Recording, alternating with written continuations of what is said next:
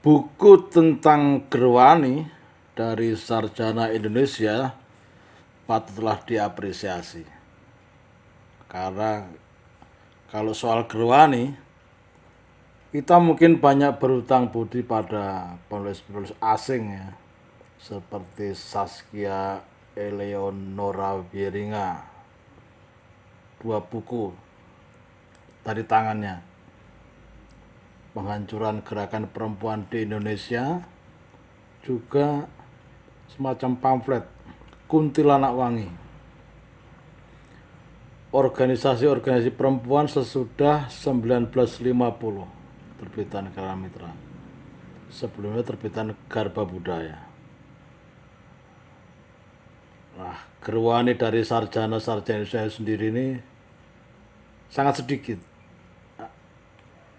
Inilah arti penting dari tulisan Hikmah Diniyah, seorang aktivis mahasiswa dan politik sejak di bawah Orde Baru yang menuliskan skripsinya tentang Gerwani. Kemudian terbit di bawah judul yang cukup bombastis, Gerwani bukan PKI, dengan subjudul sebuah gerakan feminisme terbesar di Indonesia. Buku ini terbit oleh penerbit di Yogyakarta. Membaca buku ini mungkin pembaca akan sedikit kecewa dengan judul yang tampak tegas dan jelas. Gerwani bukan PKI, tapi tak dapat dikatakan mewakili isi keseluruhan buku ini. Justru buku ini menyimpulkan betapa kokoh dan dominannya PKI, Partai Komunis Indonesia, dalam mengontrol aktivitas dan program perjuangan Gerwani. Misalnya, campur tangan PKI dalam Kongres pertama Gerwani 17 sampai 22 Desember 1951 yang dimenangkan Umi Sarjono, tapi mengundurkan diri, dan posisi ketua akhirnya jatuh pada Soeharti, pemenang ketiga yang didukung PKI, bukan pada SK Trimurti, pemenang kedua yang tak diterima PKI. Kontrol dan dominasi kader-kader PKI di Gerwani ini terus menguat hingga rencana Kongres kelima Gerwani Desember 1965 yang hendak mengambil keputusan secara resmi bahwa Gerwani adalah organisasi massa PKI. Hebat ya PKI ya. PKI ini berdiri baru kemarin ulang tahun 23 Mei. Nah, bulan Mei ini memang bulan yang keramat. Soeharto yang benci PKI jatuh pada bulan Mei, 21 Mei, 2 hari sebelum ulang tahun PKI. Di sini ada Hari Kebangkitan Nasional 20, Hari Pendidikan Nasional 2 Mei. Kemudian menjelang Mei berakhir, memasuki bulan Juni, kita memperingati negara kita, Pancasila. 1 Juni lahirnya Pancasila. Dengan begitu, membuktikan bahwa tanpa peran partai, tak mungkin Gerwani bisa mencapai peningkatan jumlah yang signifikan. Dari tahun 1950 yang hanya berjumlah 500 anggota, menjadi 1.750.000 anggota di tahun 1964.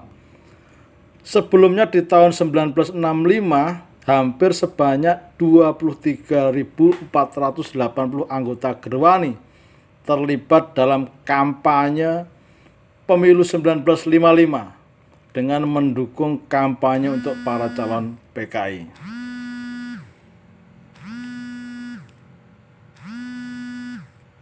Lalu apa yang hendak dinyatakan dan dibuktikan penulis dengan menegaskan Gerwani bukan PKI? dalam pengertian organisasional, bukankah sudah diketahui umum bahwa Gerwani memang bukan PKI, sebagaimana Lekra juga.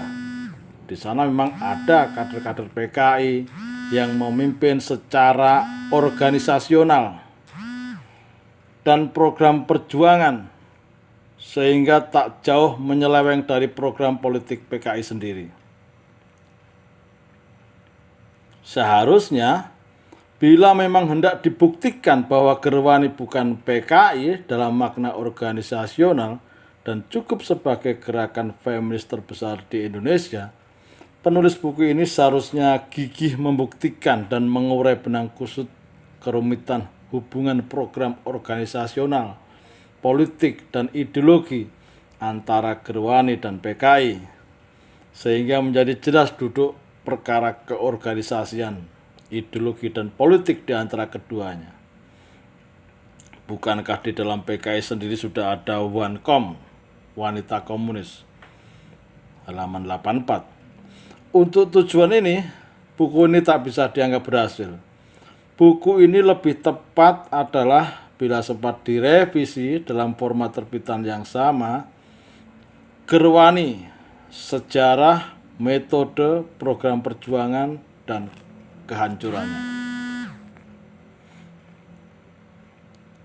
Yang perlu diperhatikan juga adalah daftar istilah yang tujuannya hendak membantu pembaca agar mudah memahami istilah-istilah sulit dalam buku ini. Beberapa justru dirasa cukup mengganggu dan tidak ditulis dengan hati-hati. Misalnya, poligami yang sebenarnya berarti perkawinan ganda antara lelaki dan perempuan, atau memiliki pasangan lebih dari satu, baik lelaki atau perempuan maksudnya. Di sini diartikan seorang laki-laki memiliki 2 istri atau lebih dari 1. Lelaki yang memiliki 2 istri atau lebih dari 1, ini lebih tepatnya poligami. Sementara perempuan yang memiliki lebih dari laki-laki, tepatnya poliandri, kan begitu. Borjuis, golongan bangsawan atau golongan orang kaya, yang rancu dan membingungkan bila dikaitkan dengan feodalisme, yang diartikan paham yang ada dalam susunan masyarakat yang dikuasai oleh bangsawan. Dan masih ada beberapa istilah lain seperti radikal dan propaganda. Kesalahan lain yang mungkin sederhana tapi berakibat fatal adalah kekecewaan Gerwani dengan partai karena masih adanya pendirian monogami untuk para kader PKI. Halaman 172 dan 189. Apakah yang dimaksud di sini poligami?